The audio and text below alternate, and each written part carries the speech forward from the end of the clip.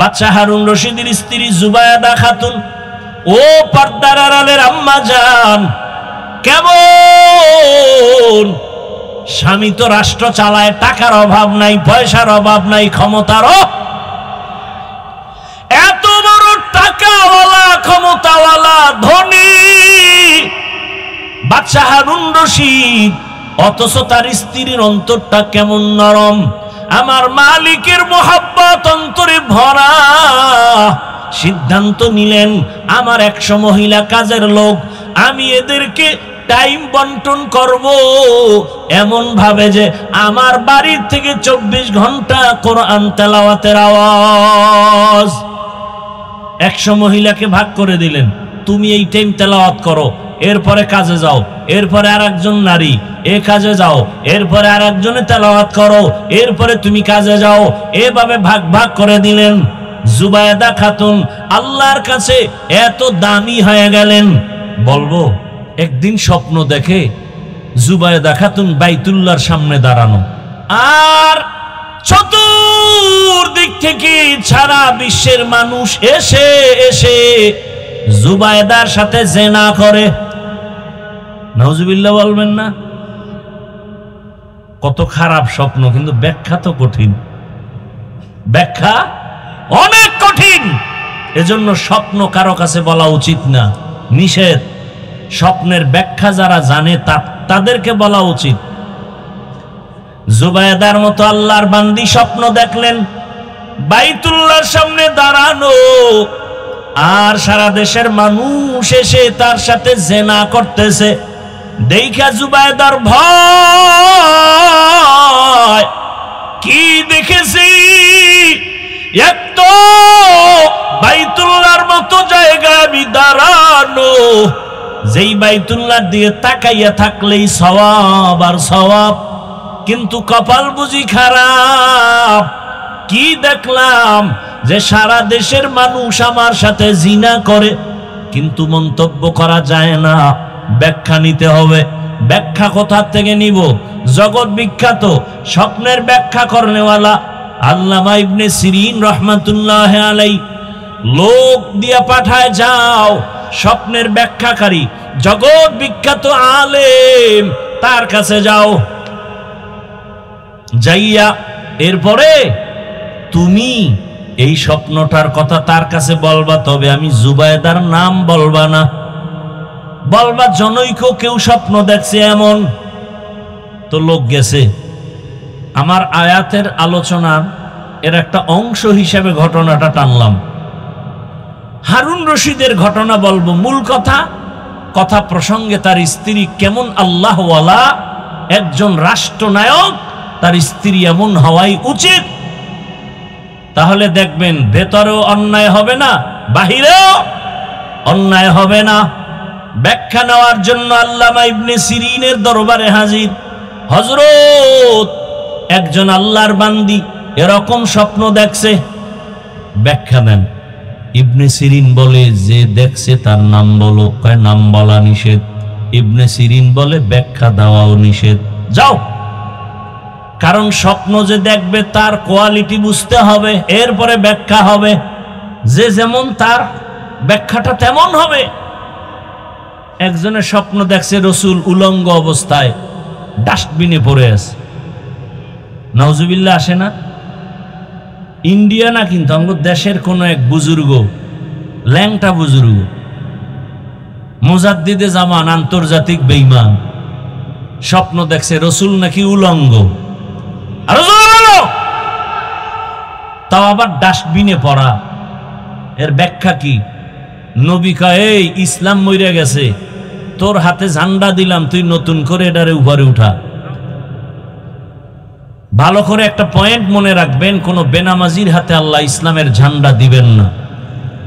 ভালো করে মনে রাখবেন, লিখে রাখবেন, আল্লাহর দুশ্মনের হাতে আল্লাহ ইসলামের ঝান্ডা দিবেন না, কখনো দিবেন না।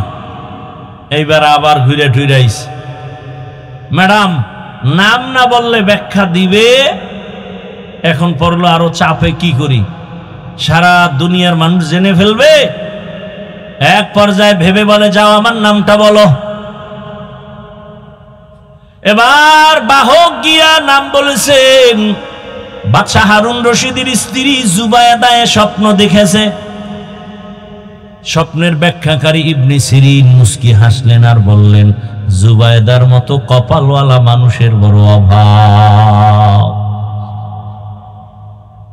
জুবায়দা স্বপ্ন দেখলো বাইতুল্লাহর পাশে দাঁড়ানো, সারা দুনিয়ার মানুষ এসে জিনা করে। আর ব্যাখ্যা কি? জুবায়দার কপাল বড় ভালো, জুবায়দা এই মক্কা নগরীতে এমন একটা কাজ করবে, সারা দুনিয়ার মানুষ এই জুবায়দার কাজের অংশ নিয়ে উপকৃত হবে। আর জুবায়দাকে কিয়ামত পর্যন্ত মানুষ স্মরণ করবে। আজও মক্কায় যাইয়া দেখবেন জুবায়দা সরকারি টাকা না, স্বামীর টাকা না, নিজের টাকা দিয়া বাইতুল্লাহর পাশে পানির বড় অভাব, নহর কাটলো, নহর ড্রেন বানাইলো, পানির ড্রেন, দূরে দূরে দূরে দূরে এখনো সেই ড্রেনের নাম হলো নহরে জুবায়দা নামে। আরবে গেলে, মক্কায় গেলে এখনো সেই ড্রেনের চিহ্ন এখনো আছে। ওই ড্রেনের পানি সারা দুনিয়ার মানুষ পান করলো। স্বপ্ন দেখলো কি, ব্যাখ্যা হলো কি? জুবায়দা কপালওয়ালা নারী। এরে আম্মা জানেরা, আপনারাও তো তাদের মতোই মা, আপনার কপালটা তো তাদের মতোই, জুবায়দা খাতুনের মতোই আপনার কপাল। আপনি তো খাদিজা রাদিয়াল্লাহু আনহার মতোই নারী, ফাতেমা রাদিয়াল্লাহু আনহার মতো নারী, আয়েশা রাদিয়াল্লাহু আনহার মতো নারী। এরে আম্মা জান, তাদের জিন্দেগি আর আপনার জিন্দেগির চলাফেরা কেন উল্টা পাল্টা? আপনার মতো মা, আপনারা তো আলেমের মা হবেন, ধন্য সন্তানের ধন্য মা হবেন। সেক্ষেত্রে আপনাদের তো অনেক চিন্তা ভাবনা করে কদম দিতে হবে। এই জুবায়দার স্বামী হারুন রশিদ বাদশাহ, তিনি একদিন তার রাজপ্রাসাদে দুপুর বেলা উলামায়ে কেবার যারা বড় বড় আলেম রাষ্ট্রের দাওয়াত দিলেন, খানার দাওয়াত দিয়া সবাইকে রাজপ্রাসাদে সুন্দরভাবে আপ্যায়ন করলেন। বিভিন্ন আইটেমে খানা দিয়া শেষ করে বললেন, হযরত উলামায়ে কেরাম কেমন খাইলেন? আলহামদুলিল্লাহ, বাদশার প্রসাদের খানা তো অনেক সুন্দর। এবার আপনারা শান্ত হইছেন নি? বলে হ্যাঁ। এবার আমার একটা প্রশ্ন আছে। এই আমি যে আলোচনা চলতেছে আমার আয়াতের, এই মূল পয়েন্ট এখন বলতেছি। উলামায়ে কেরামদের ডাকলেন আর বললেন, আমার একটা প্রশ্ন হলো। কি বলেন আপনার প্রশ্ন? বলে, আমি বাদশাহ হারুন রশিদ আপনারা চিনেননি? বলে হ্যাঁ চিনি। বলে তাহলে আমাকে একটু বলবেন, আমি হারুন রশিদ আমল করি যতটুকু পারি।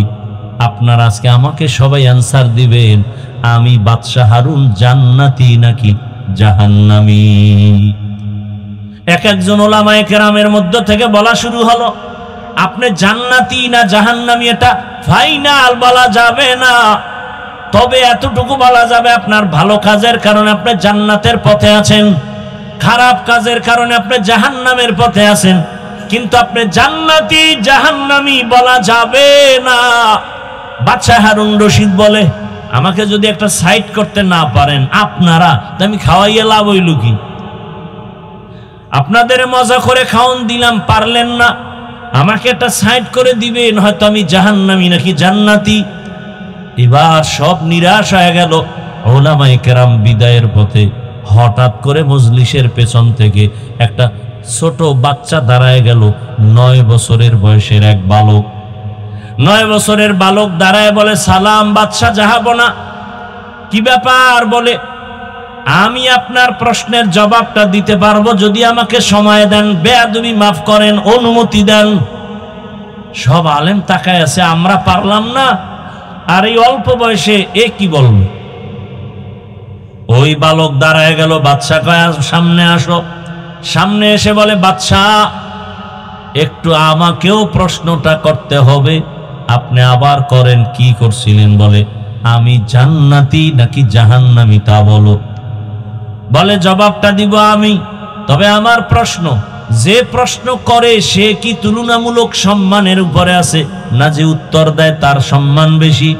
বাদশা কয় উত্তর দেনেওয়ালার তো একটু সম্মান বেশি হয় তুলনামূলক। বাচ্চাটা ডেকে বলে, ও বাদশা জাহাপনা, বেয়াদবি মাফ করবেন, আমি যেহেতু উত্তর দিব আপনার সিংহাসনে আমাকে বসায় দেন, আপনি কিছু সময়ের জন্য নিচে বসতে হবে। বাদশা তো আর জালেম না, আল্লাহ ওয়ালা। 9 বছরের বালকের কথা শুনে কয়, আসো আমার সিংহাসনে বসো। বাদশা নিচে বসে গেল।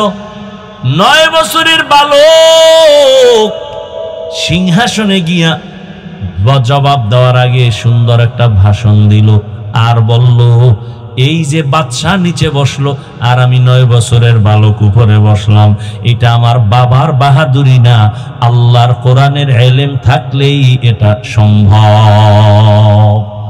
ইলমেরা এজাজ করদান বেহিসাব, খলকেরা দাদান জবাবে বাসওয়াব, হক না দারত দোস্তে খলকা জারেরা, নিস্তে ই খাসলত একে দিনদারেরা। এবার 9 বছরের বালক ডাক দিয়া বলে, বাদশা আপনি যে প্রশ্ন করলেন আপনি জান্নাতি না জাহান্নামী, আমি জবাব দেওয়ার জন্য সিংহাসনে বসলাম। এবার আমার প্রশ্ন হলো, আপনি একটু বলেন, আপনি চোখ দুইটা বন্ধ করে আপনার ইতিহাসের দিকে তাকান, আপনার জীবনে এমন কোন ঘটনা কি হয়েছে যে আপনার সামনে সুন্দরী মেয়েরা দাঁড়ানো, সুন্দরী রূপসী মহিলা দাঁড়ানো, আপনি একা, কেউ নাই, চাইলেই আপনি গুনাহ করতে পারতেন, জিনা করতে পারতেন, কিন্তু আপনি আমার আল্লাহর দিকে তাকায়া সে গুনাহ করেন নাই। বাদশা হারুন রশিদ বলে, এর তো ভুরি ভুরি ঘটনা হয়েছে, সীমাহীন। আমার সামনে কত আমার রাষ্ট্রের সুন্দরীরা সামনে হাজির, কেউ নাই, তার আবদার নিয়ে আসছে, সমস্যা, অর্থের সমস্যা, বিভিন্ন কারণে, কিন্তু আমি আল্লাহর ভয়ে ওই গুনার সুযোগ পেয়েও গুনাহ করি নাই। ওই বালক ডাক দিয়া বলে, আল্লাহর উপরে ভরসা করে আমি বলে দিলাম, আপনি বাদশা হারুন রশিদ পরিপূর্ণ জান্নাতি। সব আলেমের মাথা গরম, আমরা সবাই ব্যর্থ। এই 9 বছরের বালককে জবাব দিল। সব আলেম চিল্লায় বলে, বলো তোমার হাতে কি দলিল আছে? বলে, আমি মন গড়া বলি নাই, আল্লাহর কোরআনের আয়াত দিয়া দলিল দিচ্ছি, শুনে নেন। ওয়া আম্মা মান খাফা মাকাম রাব্বিহি ওয়া নাহান নাফসা আনিল হাওয়া ফাইন্নাল জান্নাতা হিয়াল মাওয়া। আল্লাহ ওয়াদা করেছেন, যে গুনাহ থেকে নিজেরে দূরে রাখবে, গুনাহ থেকে যে নিজেকে বাঁচায় রাখবে, নিজের প্রবৃত্তিকে কন্ট্রোলে রাখবে, আল্লাহ ওয়াদা করেছেন তাকে আমি বিনা হিসাবে জান্নাত দিব। हर के दारत खौफे हक दर दिल मदाम जन्नतुल मावा देहद उतरा मकाम। एरे अल्लाहर बंदारा, সন্দীপের মুসলমান যুবক বাবা, ও বৃদ্ধ বাবাজি, ও পর্দার আড়ালের মা বোনেরা, সাহাবায়ে কেরামদের জীবনী কত করুণ। তারা ইচ্ছা করে গুনাহ করেন না, বরং তারা এত নেক আমল করেছেন, আল্লাহ খুশি হইয়া তাদেরকে জান্নাতের সুসংবাদ দান করেছেন। এরপরেও তারা কি পরিমাণ জীবন কান্নায় কাটায় দিলেন। রহমতের নবী আমার রাতের বেলা ঈশান নামাজের পরে ঘুমিয়ে গেলেন। হঠাৎ নবী তো ঘুমালে 2 চোখ মোবারক বন্ধ, তবে কলব ঘুমায় না। রহমতের নবী হঠাৎ ঘুমের মাঝে শুনে কান্নার আওয়াজ। মায়ার নবীর ঘুম ভেঙে গেল। সজাগ হইয়া নবী ঘর থেকে বের হয়েছেন। মাথার কিনারায় মসজিদে নববী। রহমতের নবী বের হইয়া তাকাইতেছেন। এই রাতের বেলা কে আমার মসজিদে এই গভীর রাতে কান্নার আওয়াজ? রহমতের নবী দরওয়াজা দিয়ে তাকায় দেখেন একজন বান্দা নামাজে গভীর রাতে কান্না করে, নামাজে কান্না দাঁড়ায় দাঁড়ায়। নবী ভালো করে তাকায় দেখলেন সাধারণ কোনো ব্যক্তি না, জান্নাতি 10 জন সাহাবাদের মধ্যে প্রথম আমার কলিজার আবু বকর নামাজে দাঁড়ায় দাঁড়ায় কান্না করতেছেন। নবী অপেক্ষা, আবু বকর নামাজ শেষ করে হঠাৎ বের হয়ে তাকায় দেখে রহমতের নবী দাঁড়ানো। মায়ার নবী বললেন, আবু বকর বলেন, ইয়া রাসূলুল্লাহ, আমি গোপনে নামাজে দাঁড়াইলাম, আপনি এখানে কেন? আবু বকরের কথায় রহমতের নবী বললেন, ও আবু বকর, তোমার কান্না আমাকে এখানে হাজির করেছে, তুমি কান্না করেছো। আরে নামাজের মধ্যে কান্নার কারণ কি? আবু বকর বলেন, একটা আয়াত আমাকে কান্নার মধ্যে ফেলে দিয়েছে। কি আয়াত? ইন্নাল্লাহা আশতারা মিনাল মুমিনিনা আনফুসাহুম ওয়া আমওয়ালাহুম বিআন্না লাহুমুল জান্নাহ। আল্লাহ বলেন, মুমিনের জান মাল আমি কিনে নিয়েছি, বিনিময়ে মুমিনের জান্নাত দিয়েছি। নবী বলেন, এটা খুশির কথা, এখানে কান্না কেন?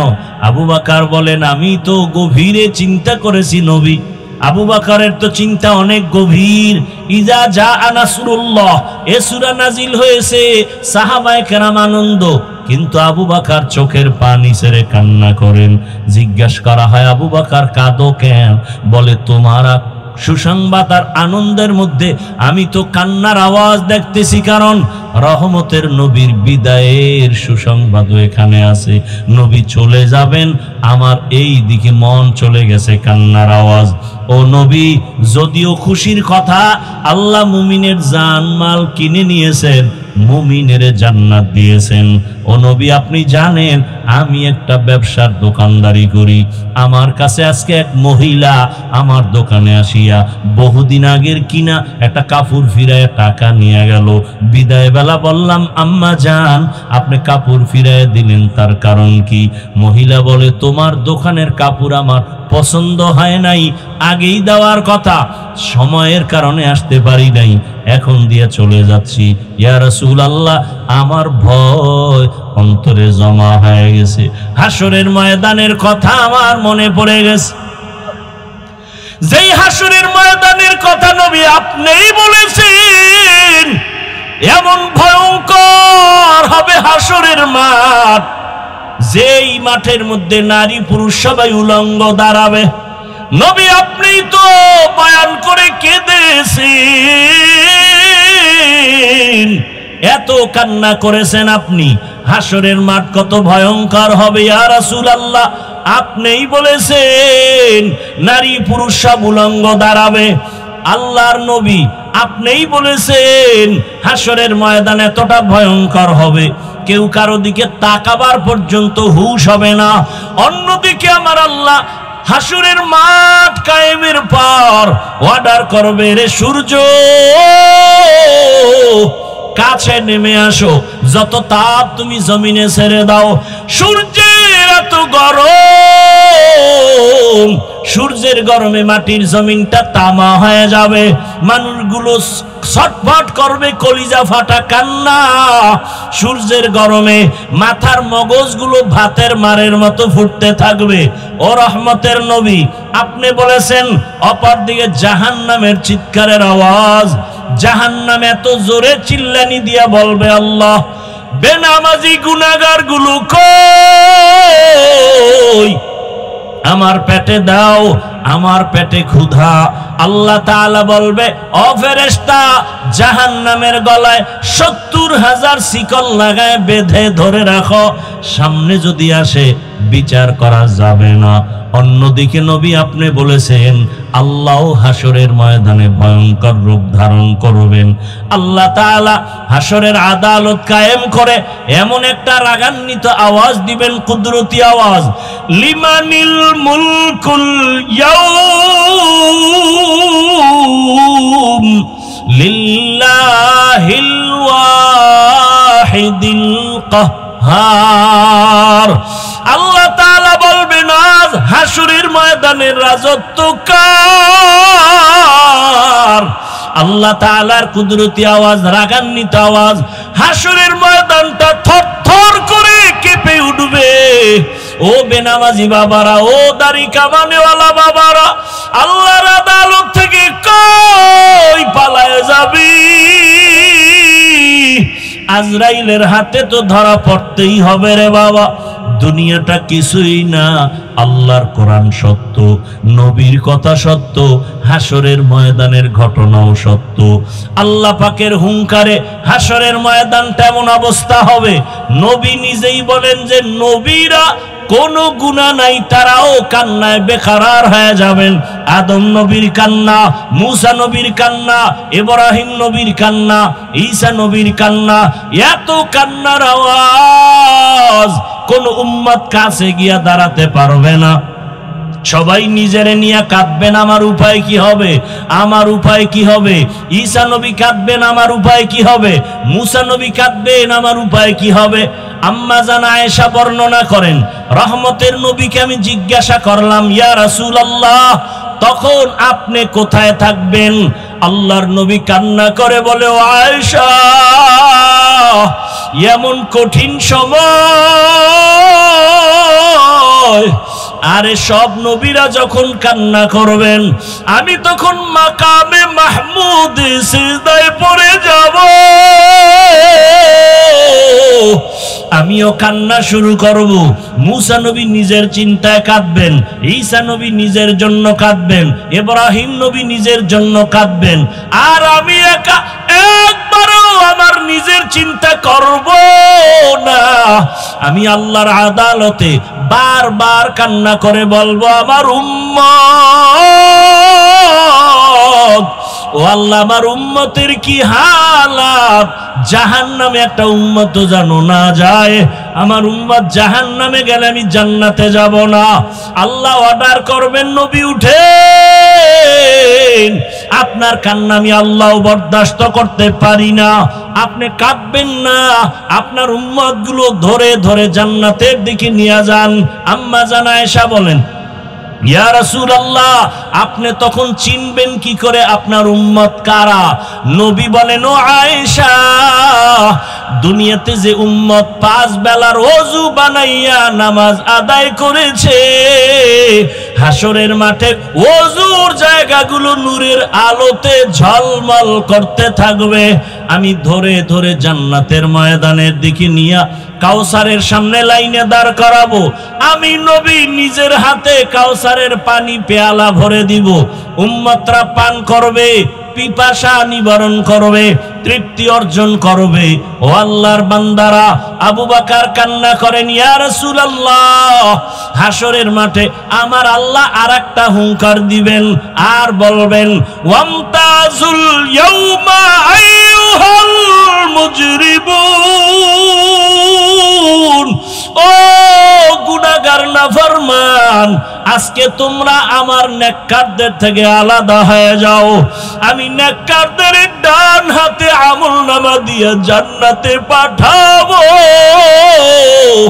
আর গুনাহগারদেরকে জাহান্নামে বাম হাতে আমলনামা দিব। আল্লাহ যখন বলবে গুনাহগারেরা ভয়, নেককারদের থেকে আলাদা হতে চাইবে না, আল্লাহ কুদরতি একটা বাছুনি দিয়া বাম পার্শ্বে জাহান্নামের দরওয়াজার রাস্তায় সব পড়ে যাবে। আল্লাহ বলবে, জাহান্নামের ফেরেশতারা, ওদেরকে বেনামাজিদের শিকল লাগাইয়া বাঁধো, আর বাম হাতে আমলনামা দিব, জাহান্নামে নিয়ে যাও। তবে এদের সোজা হাতের উপরে আমলনামা দেওয়া হবে না। আল্লাহ রাগান্বিত হয়ে বলবেন, আমার দেয়া নিয়ামত পাইয়া আমার হুকুম মতো চলে নাই, আমার দেয়া পানি, আমার দেয়া বাতাস, আমার দেয়া সূর্যের আলো, চাঁদের আলো, জমিনের ফসল, গাছের ফল খাইয়া বান্দা আমার হুকুম মতো চলে নাই, আমি আল্লাহ ওকে সোজা হাতে দিব না। এই নাফরমান বেনামাজির বুকের মাঝে ছিদ্র করে দাও, ছিদ্র করে বাম হাতটা ঢুকাইয়া পিঠের থেকে হাত বের করো। ফেরেশতাকে বলা মাত্র তাই করা হবে। আল্লাহ পাক পেছনের হাতে বেনামাজির আমলনামা দিয়া বলবেন, ইকরা কিতাবাকা কাফা বিনাফসিকাল ইয়াউমা আলাইকা হাসিবা। আল্লাহর ফেরেশতারা বলবে, আল্লাহ ওই নাফরমানের চোখ দুইটার সামনে আমলনামা পেছনে কেমনে পড়ে দেখবে। আল্লাহ আবার রাগান্বিত হয়ে বলবেন, ও জাহান্নামের ফেরেশতা, এই নাফরমানের ঘাড় ধরিয়া মোচড় দিয়া পেছনে ফিরায় দাও। ও আল্লাহর বান্দারা, আল্লাহর আযাবের ভয়, আদালতের ভয়। সাহাবায়ে কেরামের কান্না। আবু বকর বলেন, ও মার নবী, ওই সময় যদি আমি আবু বকরকে আল্লাহ ডাকেন আর যদি প্রশ্ন করে, আবু বকর এত মর্যাদা দিলাম, আমার জন্য তুমি কি নিয়ে আসছো?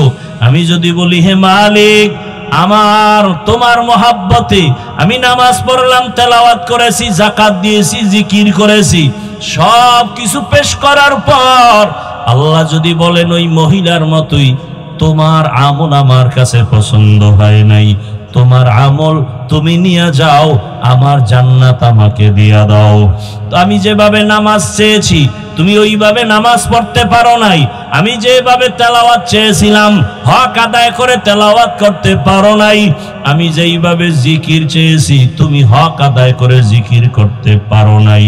ও আমার সন্দীপের বাবারা, ও আমার কলিজার যুবক, পর্দার আড়ালের মা বোনেরা, সাহাবায়ে কেরামের আমল ইলম কত সুন্দর, তাদের নামাজ কত সুন্দর, তেলাওয়াত কত সুন্দর, জিকির কত সুন্দর, তাদের তাকওয়া কত সুন্দর। এরপরেও যদি তাদের কান্নার জীবন,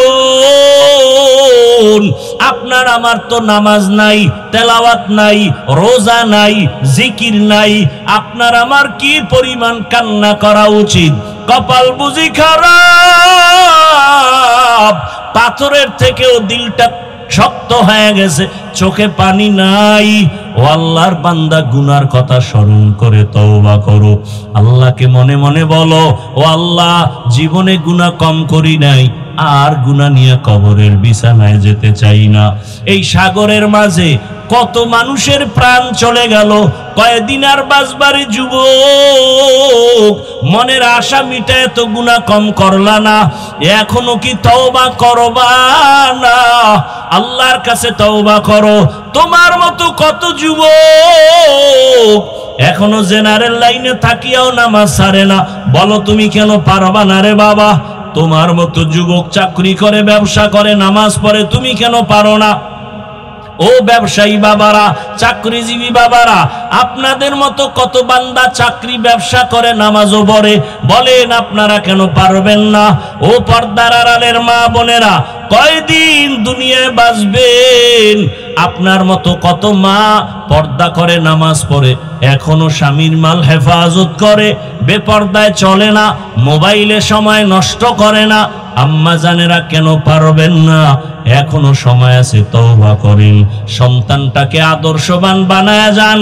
সন্তানের ব্যবহারে কোনোদিন যেন মা বাবা, মুরব্বী, উলামায়ে কেরাম, শিক্ষকেরা কষ্ট না পায়। আবু বকরের চোখের পানি, রহমতের নবীও চোখের পানি ছেড়ে কান্না করলেন। আল্লাহ পাক ওই হাসরের ময়দান কায়েম করবেন ইনসাফের বিচার করার জন্য।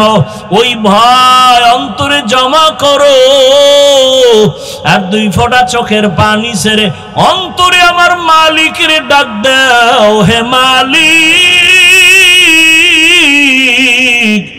এই ময়দানে আমার মতো গুনাহগার কেউ নাই, আমার গুনার খবর মা বাবা ভাই বোন কেউ জানে না রে আল্লাহ। আমার গুনার কারণে আমার হাত না পাক, আমার চোখ না পাক, আমার জিহ্বা না পাক, অন্তর না পাক। ও আল্লাহ, আজকে থেকে তওবা করে নিলাম, মরিয়া গেল নামাজ ছাড়বো না, দাড়ি কাটবো না, বেপর্দায় চলবো না, মা বাবার সাথে বেয়াদবি করবো না, উলামায়ে কেরামের দোয়া নিয়া, মা বাবার দোয়া নিয়া, শিক্ষকের দোয়া নিয়া নবী বলবো না, মা বাবার সাথে বেয়াদবি করবো না, উলামায়ে কেরামের দোয়া নিয়া, মা বাবার দোয়া নিয়া, শিক্ষকের দোয়া নিয়া নবী। তওবা যদি করতে পারো আমার আল্লাহ সাথে সাথে কবুল করে ফেলবেন। আমি শুরুতেই বলেছিলাম আবু জাহালের কপালওয়ালা জানি না কেউ আছে নাকি, ওমরওয়ালা কপালওয়ালা কারা জানি না। ও আমার যুবক বৃদ্ধ বাবাজি, পর্দার আড়ালের মা, অন্তর থেকে তওবার নিয়ত করে আল্লাহকে বলো আর ক্ষমা চাও। হায়াতের মালিক, রিজিকের মালিক, ইজ্জতের মালিক আমার আল্লাহ। ও আল্লাহ, এই ময়দানের সবাইকে ওমরওয়ালা কলব দান করেন, তওবাওয়ালা জিন্দেগি দান করেন। আর গুনাহ করব না, আর নাফরমানি করব না, গুনাহ মুক্ত জীবন দান করেন, তওবাওয়ালা জিন্দেগি দান করেন, আদবওয়ালা জিন্দেগি দান করেন, নবীজির সুন্নতওয়ালা জিন্দেগি আমাদের দান করেন। আয় আল্লাহ তাআলা, আপনার গোলাম হিসেবে আমাদের কবুল করে নেন। निगाहे मुमिन से तू बदल जाती है तकदीर, ये बंदा की कुव्वत नहीं कुदरत का इशारा, ये बंदा की कुव्वत नहीं कुदरत का इशारा। ऐ मर्द खिरद तर्क मासी की जरूरत,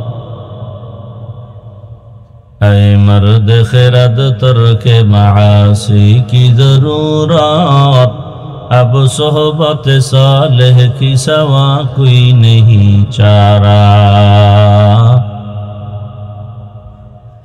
अब सोहबत सालेह की सवा कोई नहीं चारा।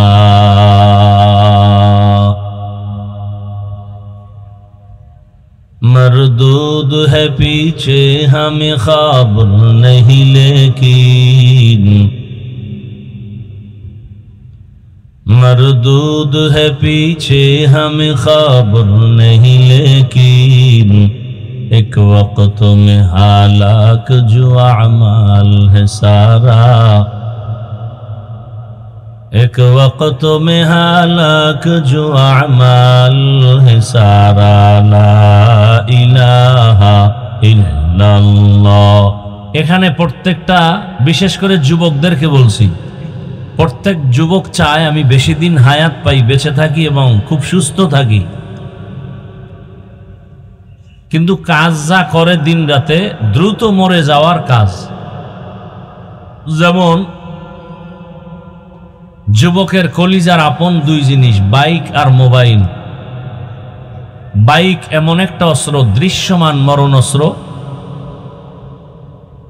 এইটার উপরে উঠলেই শরীরে আগুন লেগে যায়, আগুন। আর পেছনে যদি বিপরীত পার্স থাকে তো আরো আগুন। হঠাৎ করে খবর আসছে কি অমুক জায়গায় বাড়ি খাইছে, চাকার তলে মাথা নাই, ছেলে নাই।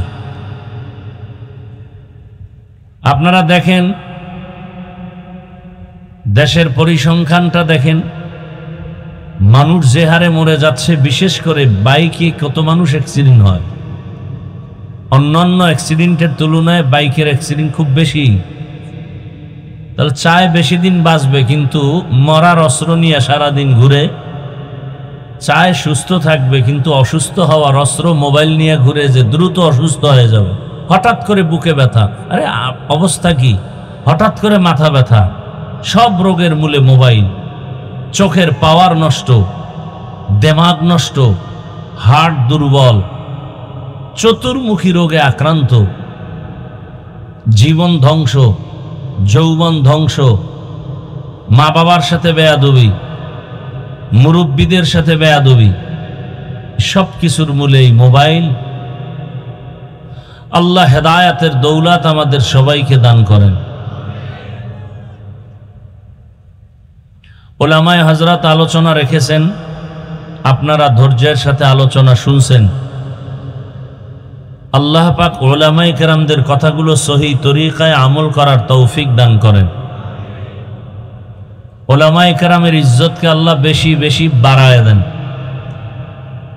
উলামায়ে কেরামের বিরুদ্ধাচরণকারী যারা ষড়যন্ত্র করে আলেমদের ইজ্জতকে ছোট করার জন্য, লেখার মাধ্যমে, বলার মাধ্যমে, মিডিয়ার মাধ্যমে, আল্লাহ তাদের হেদায়াত দান করেন, আল্লাহ তাদের হেদায়াত দান করেন, আল্লাহ তাদের হেদায়াত দান করেন। আল্লাহ পাকের ইলম ও কুদরতে হেদায়াত না থাকলে আল্লাহ পাক কুদরতের দ্বারা তাদেরকে ফয়সালা করে দেন। আমি আপনাদের দোয়া নেওয়ার পাশাপাশি সংক্ষিপ্ত কিছু আলোচনার জন্য কোরআনে হাকিমের এক আয়াতে কারিমা, রসুলের অসংখ্য হাদিস থেকে একটি হাদিস পড়েছি। আয়াত ও হাদিসের আলোকে ইখলাস ও রুহানিয়াতের সমন্বয়, সহি নিয়তে, সহি তরিকায়, সহি কিছু কথা আমাকে বলার মতো, আপনাদেরকে শুনবার মতো দয়াময় আল্লাহ তৌফিক দান করুন। ওয়া আম্মা মান খাফা মাকামা রাব্বিহি ওয়া নাহান নাফসা আনিল হাওয়া ফাইন্নাল জান্নাতা হিয়াল মাওয়া। আল্লাহ বলেন, আমার আদালতে দাঁড়িয়ে হিসাব দেওয়ার ভয়ে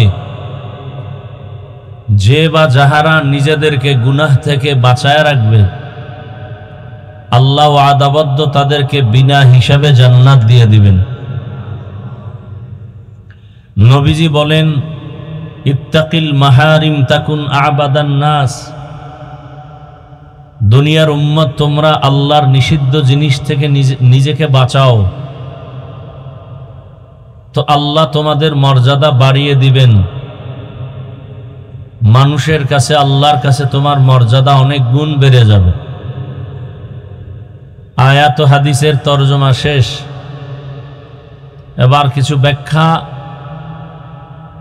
আল্লাহ তৌফিক দিলে আপনারা দোয়া করলে। আমি দু চারটি কথা বলবো, খুব খেয়াল করে শুনবেন। এক নম্বরে হলো, এই যে ওয়াজ মাহফিল হয়, ওয়াজ, কথাগুলো অনেকবার আমি বলি, আজও রিপিট করতেছি। এই বরকতি মজলিসটা এত বরকতি কেন? আবার বরকতি মজলিসে বসেও আমরা বরকত থেকে অনেকে বঞ্চিত কেন? আপনাদের সন্দ্বীপ থানায় কোনো এক অপরাধী যুবককে পুলিশ ধরে নিয়ে গেল, থানায় নিয়ে বেতের বাড়ি দিল, কিন্তু চোখে পানি নেই, কান্নার আওয়াজ নাই। সেই মানুষগুলো যখন বেহেশতের বাগানে বসে কোরআন ও হাদিসের আলোচনা চলে, প্যান্ডেলের মধ্যে মানুষের চোখে পানি আসে, বলেন তো ওকে মারে কে? পুলিশে বেতের বাড়ি দেয়, কাঁদে না। আর এটা তো এই প্যান্ডেল যে মানুষের চোখে অনায়াসে পানি আসে, বেতের বাড়ি দিতে হয় না।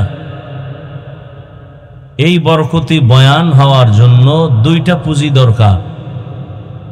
এই দুই পুঁজি থাকলে প্যান্ডেলে ওয়াজ হয়, এই দুই পুঁজি না থাকলে শুধু আওয়াজ হয়, ওয়াজ হয় না। দুই পুঁজির এক পুঁজি হলো ডাইরেক্ট আল্লাহর রহমত, দ্বিতীয় পুঁজি হলো উপস্থিত শ্রোতাদের অন্তরের নিরঙ্কুশ মহাব্বত। আল্লাহ দয়া করলেন, বয়ান চললো, আপনার মন মানসিকতা দুর্বল, এদিক সেদিক, বয়ান হবে না। আল্লাহ পাকে মাহফিলকে বরকতপূর্ণ করে দিন। বয়ান আপনারা শুনতে চাইলে বয়ান বের হয়, আগ্রহ না থাকলে বয়ান আসে না। এখানে বক্তার কোনো কারিশমা চলে না, সম্পূর্ণটাই শ্রোতাদের অন্তরের আকর্ষণের উপরে বয়ান হয়। জানি না আপনাদের অন্তরের কি হালাত, আল্লাহ ভালো রাখছেন না খারাপ রাখছেন তাও বুঝি না। কারণ এটা এমন এক প্যান্ডেল যেখানে আসতেও কপালের দরকার, সব কপালওয়ালারা এখানে আসতে পারে না। এই প্যান্ডেলে বসতেও কপালওয়ালার দরকার, সব কপালওয়ালারাই বেহেশতের বাগানে বসতে, আবার বসেও কিন্তু দোয়া করিয়া যাইতেও কপালের দরকার। অনেক আল্লাহর বান্দা এই বরকতি দোয়ার থেকে বঞ্চিত হয়ে যায়। আপনারা এতগুলো মানুষ এক জায়গায় নিয়ে মা বাবার জন্য দোয়া করার সুযোগ পেয়েছেন। আল্লাহ এ সুযোগ দিছেন, যদি এই সুযোগকে অবহেলা করেন তাহলে এর থেকে আর বদ নসিব কিছুই হতে পারে না। আশা করি, নিয়ত করি আমরা শেষ দোয়া করে যাব ইনশাআল্লাহ। আল্লাহ সবাইকে কবুল করেন। আল্লাহ রাব্বুল আলামিন মানুষকে জান্নাত দিতে চান বিনা হিসাবে। আল্লাহ একজন বান্দা বান্দিকেও জাহান্নামে দিতে চান না কখনোই। এবং জান্নাত তো দিবেন, সেটা বিনা হিসাবে দিবেন। আমরা কি বিনা হিসাবে যেতে চাই না হিসাব দিয়া যেতে চাই? আল্লাহ কবুল করেন। কারণ আল্লাহ তো আমাদেরকে জান্নাত দিতেই চান। সেই জান্নাত দেওয়ার জন্য আল্লাহ পাক রব্বুল আলামিন দুইটা ব্যবস্থা দিয়েছেন। এক ব্যবস্থার নাম রিজালুল্লাহ, আর এক ব্যবস্থার নাম কিতাবুল্লাহ। ব্যক্তি আর কিতাব দোনোটাই আল্লাহর সিলেকশন করা, নির্বাচিত করা। আল্লাহ যত ব্যক্তি দুনিয়াতে পাঠিয়েছেন এর মধ্যে শ্রেষ্ঠ ব্যক্তি রহমাতুল লিল আলামিন। আল্লাহ যত কিতাব আমাদেরকে দিয়েছেন এ জমিনে আমাদের হেদায়াতের জন্য, সমস্ত কিতাবের মধ্যে শ্রেষ্ঠ কিতাব কুরআনুল কারীম। দুই ব্যবস্থার এক ব্যবস্থা ব্যক্তি, দ্বিতীয় ব্যবস্থা কিতাব। এই দুইটা ব্যবস্থার কোনো একটা যদি কেউ ছেড়ে দেয়, মৃত্যুর আগে তার ধ্বংস অনিবার্য। আমাদের সমাজে এই দুই মেরুতে মানুষ আছে। কেউ বলে আমরা ব্যক্তি মানি, কিতাব মানি না, এরা গোমরাহ। আর এক দল আছে বলে আমরা শুধু কোরআন হাদিস কিতাব মানি, কোনো ব্যক্তি মানি না, এরাও গোমরাহ। যারা বলে আমরা কোরআন হাদিসও মানি, ব্যক্তিও মানি, এরা হক। বলে ব্যক্তি মানি কি মন গড়া? না, কোরআন হাদিসের কষ্টি পাথরে যে ব্যক্তি পারফেক্ট তাকে মানি। কোরআন ও হাদিসের কষ্টি পাথরে যে মানুষ স্বয়ং সম্পূর্ণ না, মাপকাঠির আওতায় না, তাকে মানি না। এজন্য আহলে হকদের স্লোগান কি? আমি কোরআন হাদিস মানি, আমি তাবলিগ মানি, আমি মুরব্বি মানি, আমি মাযহাব মানি, আমি পীর মানি। এক শর্ত, তারা যদি কোরআন হাদিস অনুযায়ী ঠিক থাকেন। কোরআন সুন্নাহ অনুযায়ী যদি ঠিক না থাকেন, আমি পীর মানি না, আমি মুরব্বি মানি না, আমি কোনো ইমাম মানি না। এই কথার মধ্যে কোনো ঝামেলা নাই, এটা হক। আল্লাহ বুঝার তৌফিক দান করেন। এখন তো ব্যক্তিদের মধ্যে শ্রেষ্ঠ ব্যক্তি একটু আগে বলছি, বলেন তো কে? 1 মিনিট আগে বললাম, এর মধ্যে খবর নেই। এই বয়ানের মন মানসিকতা আপনাদের। পৃথিবীতে আল্লাহ পাক মানুষের হেদায়াতের জন্য ব্যবস্থা দিয়েছেন দুইটা, ব্যক্তি আর কিতাব। ব্যক্তিদের মধ্যে শ্রেষ্ঠ ব্যক্তি কে বলেন? মোহাম্মদ বলেন কি আপনার ছোট ভাই? মোহাম্মদ বলে চিল্লানি দিলেন কেন? আমি কি মোহাম্মদ বলছি? আমি বলছি রহমাতুল লিল আলামিন। মানুষের কথার মধ্যেই তো জয়, কথার মধ্যেই ক্ষয়, এটার মধ্যে আদব। আবু জাহাল এ কথা বলেছে, রহমতের নবী এ কথা বলেছেন। আবু জাহাল এই কাজ করেছে, রহমতের নবী এ কাজ করেছেন। ব্যবধান আছে না নাই? জীবনের সব থেকে মূল পুঁজির নাম আদব। কথার মধ্যে আদব, কথার চাহনির মধ্যে আদব। আদব আছে তো আপনার সম্মান আছে, আদব নাই আপনি যত বড় ডিগ্রিধারী হন আপনার কোনো সম্মান নেই। লিকুল্লি শাইইন যিনাতুন ফিল ওয়ারা ওয়া যিনাতুল মারই তামামুল আদাবি। আল্লাহ আমাদের আদবওয়ালা জিন্দেগি দান করেন। আপনার টাকা পয়সা সব আছে কিন্তু আদব নাই। আল্লাহর কাছেও দাম নাই, মানুষের কাছেও দাম নাই। আর একটা লোক শিক্ষা দীক্ষা কম কিন্তু ভদ্র নম্র, এই লোকটাকে মানুষ মহব্বত করে, এটাকে আল্লাহও মহব্বত করে।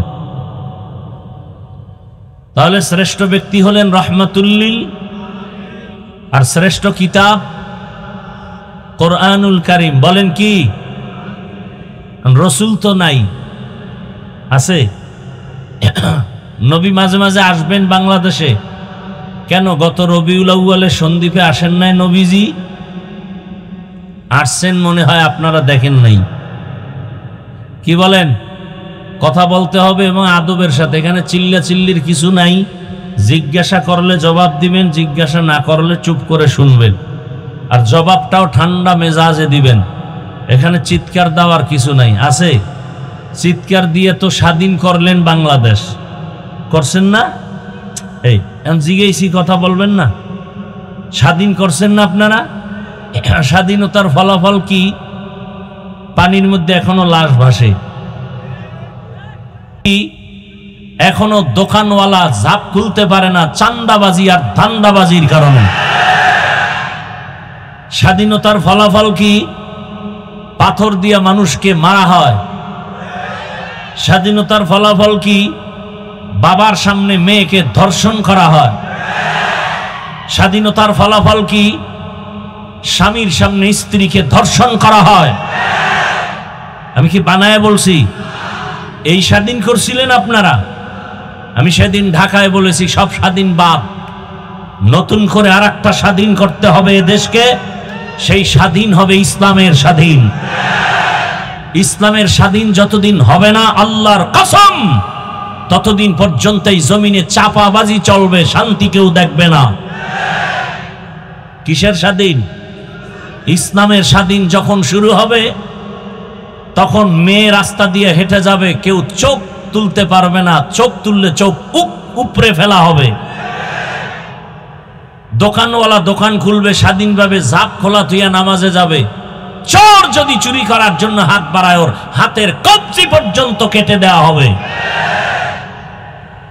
বাইতুল মুকাররমের সামনে এক চোরের হাত কাটলে বাংলাদেশের সব চুরি বন্ধ হয়ে যাবে। ইসলাম ছাড়া এটা সম্ভব না। ইসলাম আসার পরেও চূড়ান্ত ইনসাফ হবে না। সেই চূড়ান্ত ইনসাফের জন্য আর একটা আদালত দরকার। সেই আদালতের নাম কিয়ামতের আদালত। এই স্বাধীন তো করি নাই, এখনো রাস্তায় হুজুরেরা আন্দোলন করে। সর্বাঙ্গে ঘা ঔষধ দিব কোথা? কেমন আপনাদের ব্রেনকে ওয়াশ করে ফেলছে জানেন? বলেই রাজনীতির মধ্যে ধর্মকে টানা যাবে না। কেন কেন বলে, আগুন পানি যেমন এক না, ধর্ম আর রাজনীতি। বলে ধর্মের সাথে রাজনীতিকে টানবেন না।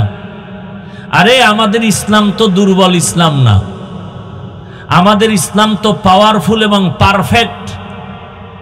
কোন দিকের দুর্বলতা নাই। ইসলাম আছে, রাষ্ট্রনীতি নাই, রাজনীতি নাই। এই ইসলাম আমরা মানি না।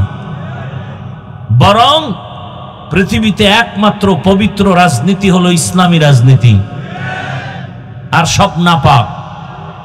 একমাত্র পবিত্র রাজনীতির নাম ইসলাম। কেমন মিলানো! হেরা বলে আগুন পানি এক না, ধর্ম আর রাজনীতি এক না।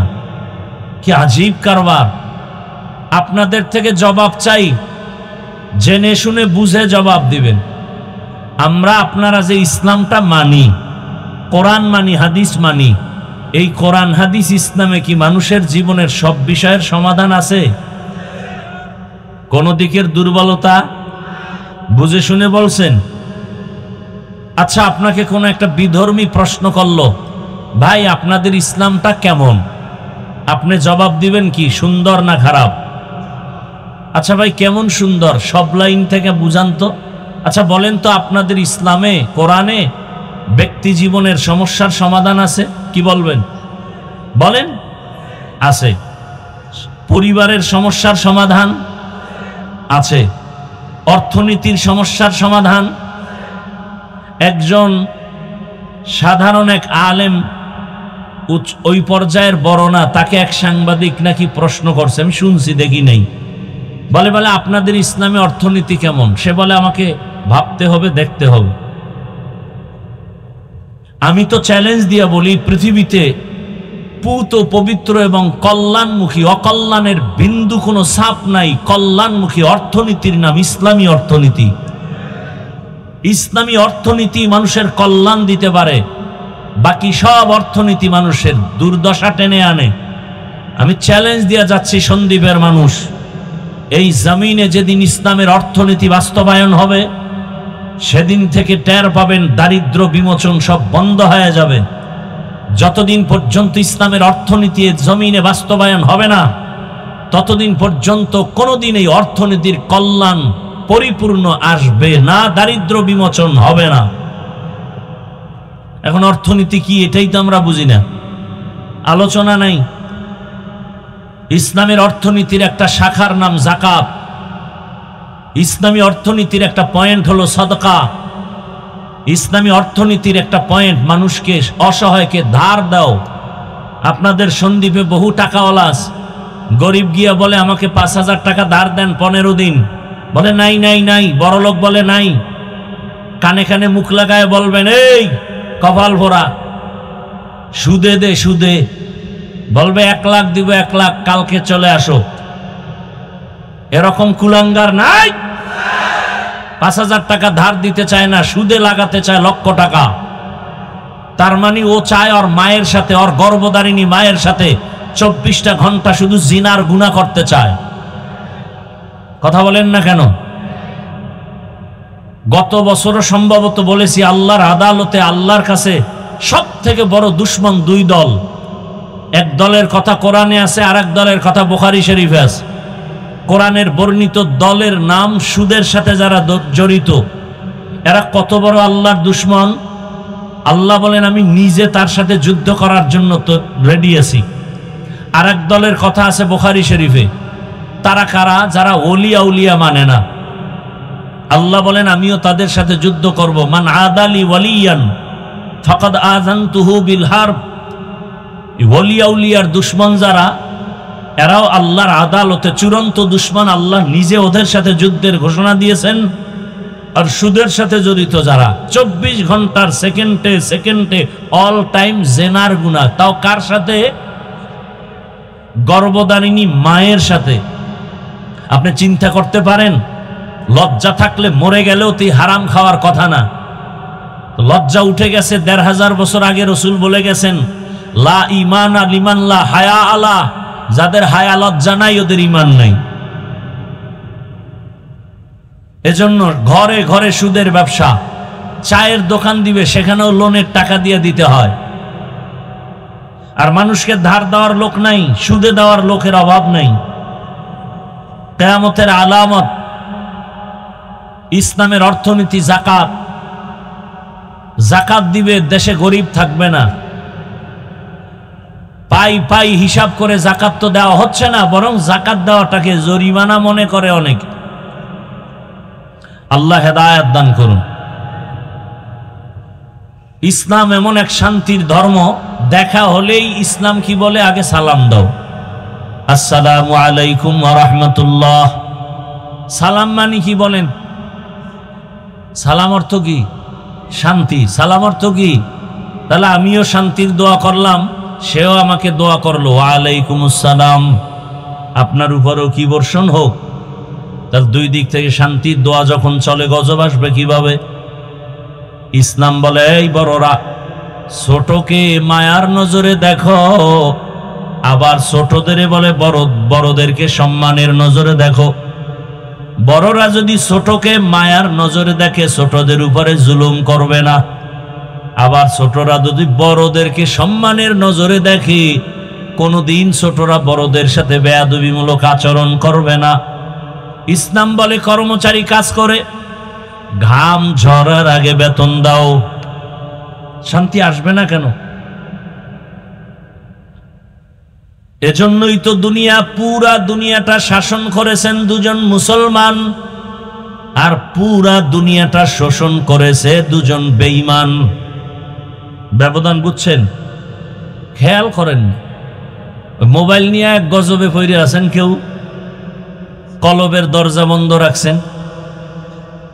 আল্লাহ যদি আসলে হেদায়াত না দেয়, আমি হাফিজুর রহমানকে, আমি তো একটা অমানুষ, আমি মানুষ না। বক্তা হয়েছি ঠিক, বক্তা হওয়া এটা কোনো ব্যাপার না। না, আপনিও মাইক লইয়া টান দেন, দেখবেন ওয়াজ হয়ে গেছে, আপনি বক্তা। দেখেন না কোন জায়গায় জানি দেখলাম পুলিশ ওয়াজ করে, তেলাওয়াত করে, সেই সুন্দর তেলাওয়াত শুনলাম একদিন। হায় হায়, মানুষের নেয় দাওয়াত দিয়ে। মানে বাংলাদেশ এমন এক সম্ভাবনাময় দেশ, সবই সম্ভব, আকামও সম্ভব, ভালোও সম্ভব। বাবা তার আপন মেয়েকে হোটেলে ঢুকায় রাতের বেলা কয়, আজকের রাতের জন্য তুই আমার কাছে স্ত্রীর সমান। নাউজুবিল্লাহ, আসে না? এ কি ইন্ডিয়ার খবর? এ সোনার বাংলার খবর? আল্লাহ হেদায়াত দান করুন। আর আপনারা তো ইসলাম চাই বলেন, আসল সময় ইসলামকে যে একটা জায়গায় নিতে হবে, সেই ক্ষেত্রে আমরা দুর্বল। কি ভোটের আগের রাত্রে হাদিয়া যে দিবে তাকে ভোট বিক্রি করবেন? আল্লাহ হেদায়াত দান করুন। তো আপনি মানেন আর না মানেন, এই কথাটা মনে রাখেন, লেখা রাখেন, ইসলাম সারা জমিনে শান্তি আসবে না, কোনো দিনও না, কিয়ামত পর্যন্ত সম্ভবই না। যারা বলে ইসলাম সারা শান্তি দেবে, সবগুলো চাপাবাজ। শান্তির একমাত্র ঠিকানার নাম ইসলাম, আর সেই শান্তির ঠিকানা মানুষকে দেখাবে একমাত্র উলামা। অতএব এই জমিনের মানুষের চূড়ান্ত বন্ধু ওলামায়ে কেরাম, আর বাকি সব স্বার্থপর। ওলামায়ে কেরাম ছাড়া নিঃস্বার্থ বন্ধু এ জাতির নাই। এর হাজারো প্রমাণ আমাদের চোখের সামনে। মহামারী করোনায় দেখায় দিছে আঙ্গুল দিয়ে, আমরা খেয়াল রাখি না।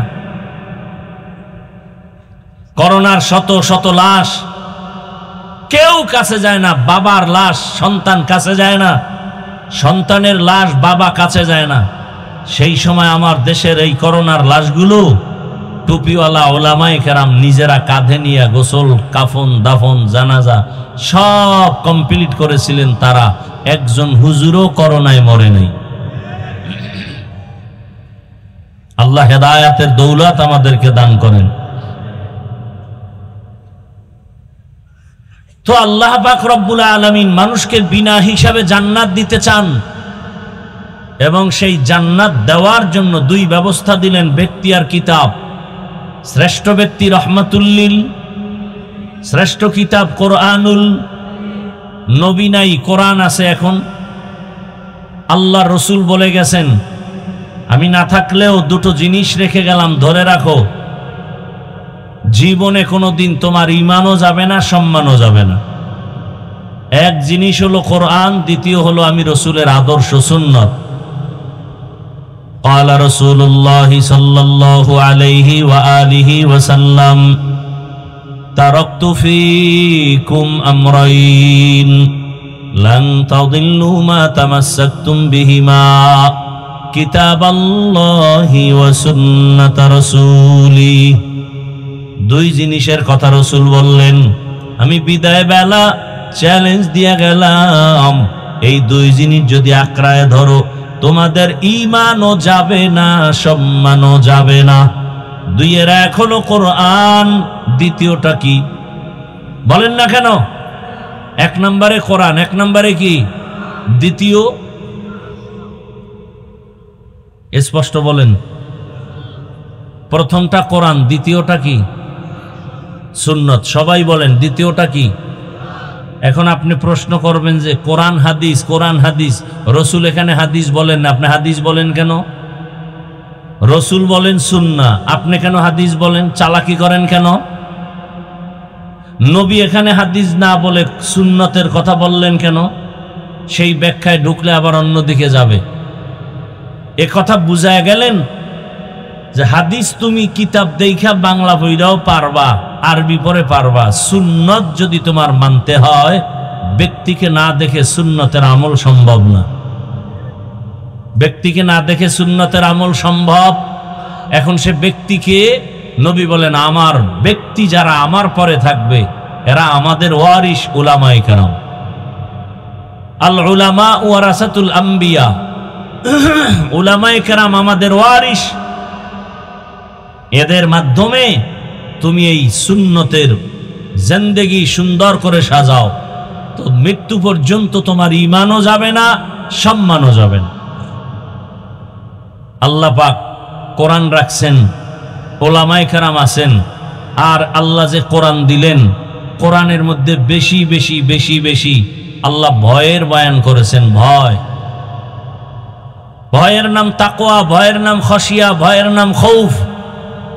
আমি যে আয়াত পড়েছি আল্লাহ এখানে ভয়ের কথা বলেন, ওয়া আম্মা মান খাফা মাকাম রাব্বিহি ওয়া নাহান নাফসা আনিল হাওয়া ফাইন্নাল জান্নাতা হিয়াল মাওয়া। হর কে দারদ খৌফে হকদার দিল মাদাম জান্নাতুল মাওয়া দেহদ উরা মাকাম জুজবা হকচি যে মখা আজ ইনসুজা ফজলে উআ মস্তে দর জুমলা জাহা। আপনারা এখন কি ঘুমে ধরছে?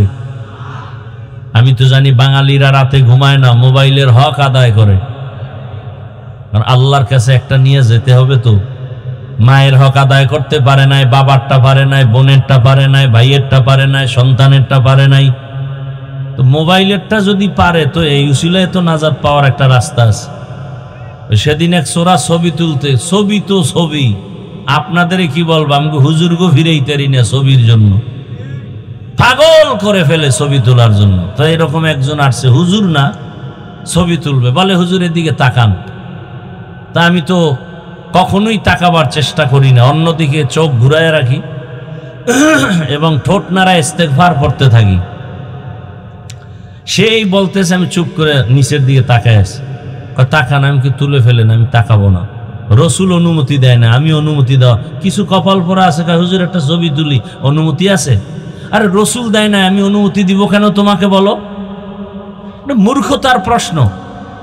এখন আমারে বলতেছে, হুজুর একটা ছবি যদি এ উসিলা আল্লাহ আমাকে মাফ করে হাসরের দিন, কেমন তার সেরা চিন্তা করেন।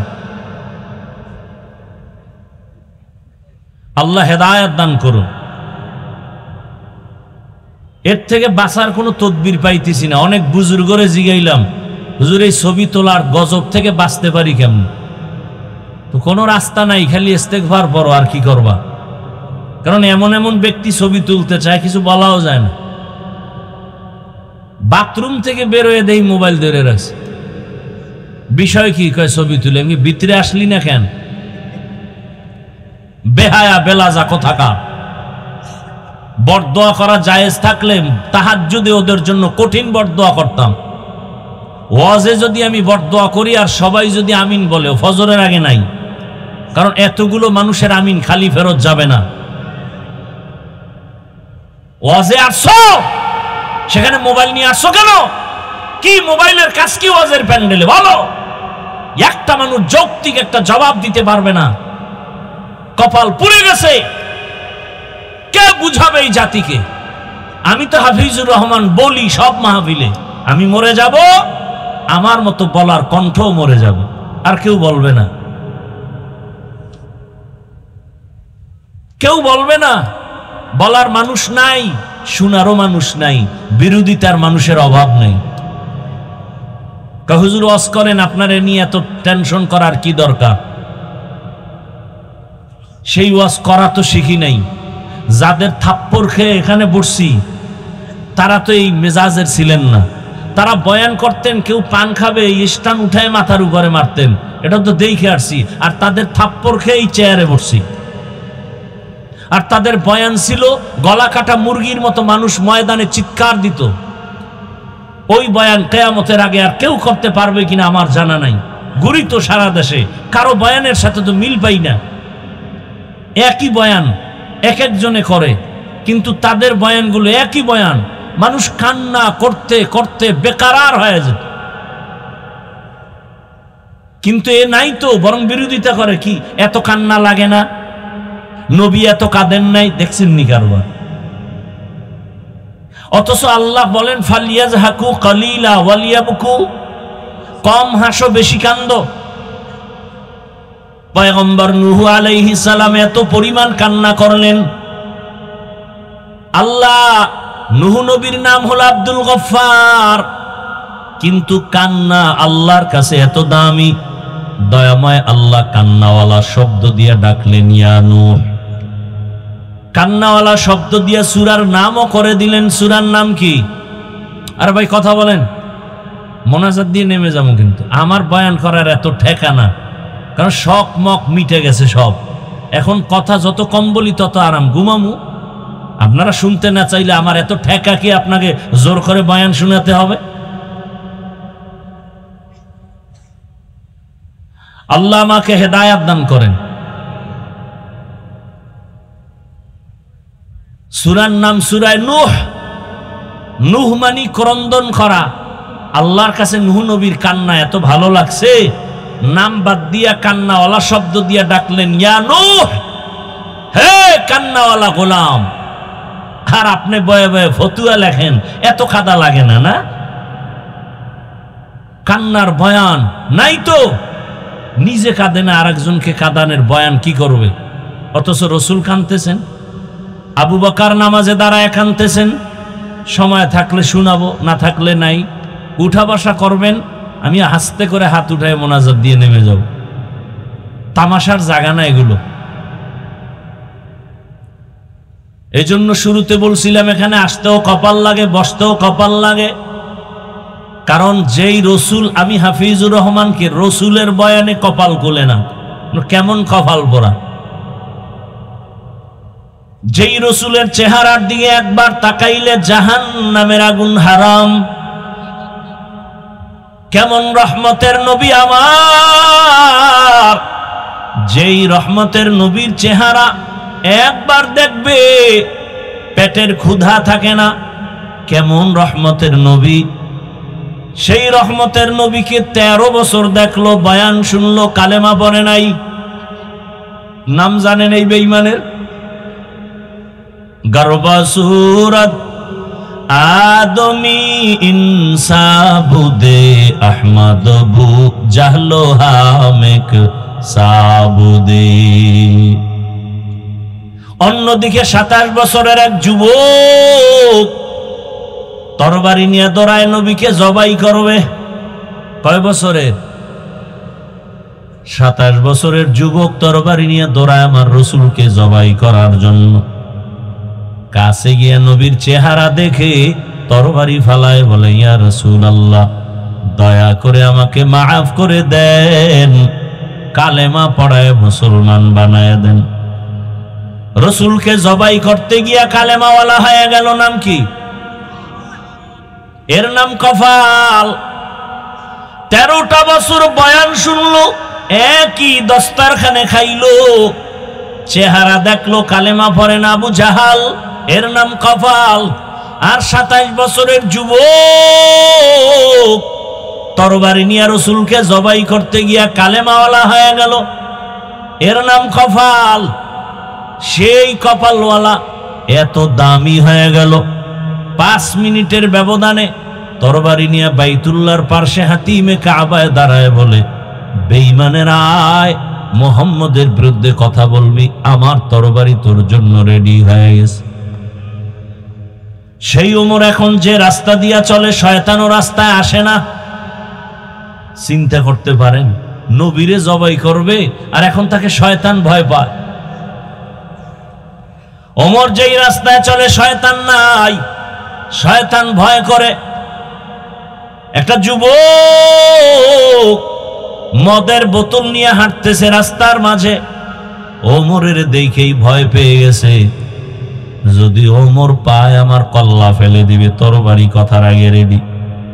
এমন তওবা করছে, ও আসমানের মালিক, তুমি আর আমার ওমর থেকে বাঁচাও, আমি আর জীবনে মদের বোতল হাতে নিব না। যুবক মদের বোতল নিয়ে দাঁড়ায়, ফালাইতেও পারে না, ওমরের নজর হয়ে গেছে। কাছাকাছি আইয়া কয় ওমর, এই যুবক, বোতল দে। বোতলের ভেতরে কি? ভয় পায়, দেয় না, কয় ভয় পাও কেন, দে। যুবক এমন মানসিকভাবে দুর্বল হয়ে তওবা করে বোতল দিল।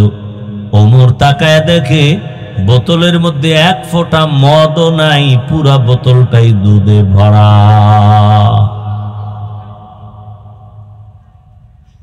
এরাও কপালওয়ালা। শুধু কি তাই, ১৫০০ বছর পরে এখনো ওমরের নাম শুনলে কেমন জানি শরীরে কম্পন শুরু হয়। ওলামায়ে কেরাম বলেন, পরীক্ষা, তুমি ঘুমের সময় ডান হাতের শাহাদাত আঙ্গুল দিয়া বুকের উপরে তুমি আঙ্গুল দিয়া ওমরের নাম লেখো, আইন মিম রা। ওমরের নামটা বুকের উপরে লেখে যদি তুমি ঘুমাও, ঘুমের মধ্যে তোমাকে শয়তান এসে কোনো খারাপ স্বপ্ন দেখাতে পারবে না। ওমরের নাম যদি ১৪ বার লেখো আর মোবাইলে আকাম করো সারা রাত, এ ফিরাবে কে? জিন্দেগি মে বন্দেগি তু করনা হে, জিন্দেগি মে বন্দেগি তু করনা হে, जिंदगी बे बंदगी शर्मिंदा है, जिंदगी बे बंदगी शर्मिंदा है। दुनिया में हो दुनिया का तलबगार ना हो, बाजार से गुजरो हो खरीदार ना हो, ये दुनिया एक मिसल कागज फूल है, ये दुनिया एक मिसल कागज फूल है, जिंदगी में बंदगी तू करना है, जिंदगी बे बंदगी शर्मिंदा है, जिंदगी बे बंदगी शर्मिंदा है। কপালওয়ালা। জানি না এই ময়দানে ওমরের মতো কপালওয়ালা কারা, আবার আবু জাহালের মতো কপালওয়ালা কারা জানি না। বয়ান জানে, বয়ান শুনে, তারপরও মোনাজাত না দিয়া রাস্তায় গিয়া শুধু বিরোধিতা করে, এমন বেয়াদব আছে না নাই? আর একদল ওমরওয়ালা কপাল, এখানে বসে হঠাৎ করে তার গুনার কথা মনে পড়ে যাবে, আল্লাহর কাছে কান্না করবে, হে মালিক, জীবনে তো কম গুনাহ করি নাই, মনে চাইছে তো গুনাহ করে ফেলেছি, মনে চেয়েছে দাড়ি রাখবো না রাখি নাই, মন বলেছে নামাজ পড়বো না পড়ি নাই, মনে চাইছে পার্কে যাব দৌড়ায় গেলাম, মনে চাইছে আড্ডা দিব নারীদের নিয়ে আড্ডা দিলাম। ও আল্লাহ, কোন দিন মরণ হবে জানা নাই, আজ তুমি দয়া করে বেহেশতের প্যান্ডেলে নিয়ে আসছো, তওবা করে নিলাম, মরে যাব আর গুনার কাছেও যাব না, এমন তওবা করে বিদায় হবে, ফজরে মসজিদে গিয়া হাজির হয়ে যাবে।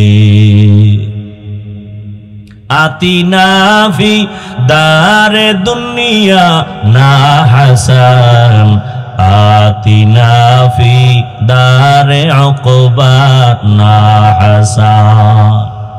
হেদায়েতের মালিক কে? আরো আস্তে করে বলেন, মাইয়াহদিল্লাহু ফাহুয়াল মুহতাদ ওয়া মান ইউদ্লিল ফালান তাজিদ লাহু ওয়ালিয়াম মুরশিদা।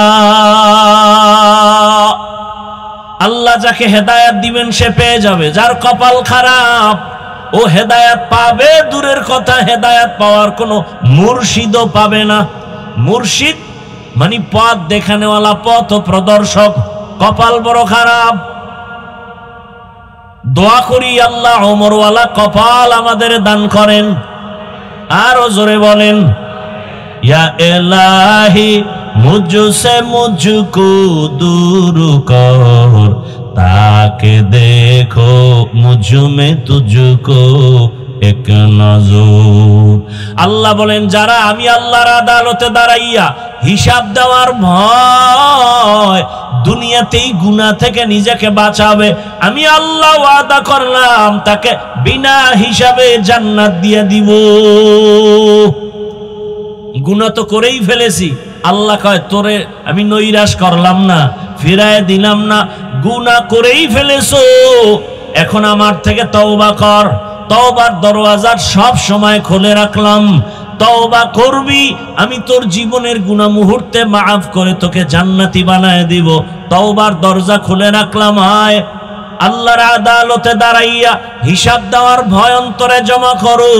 কেন? বলে আল্লাহর আদালতটা বড় ভয়ঙ্কর হবে। আল্লাহর আদালতের নাম কিয়ামতের আদালত। সে আদালতটা কেন হবে এবং সে আদালতটা কিভাবে হবে? বড় ভয়ঙ্কর হালাত।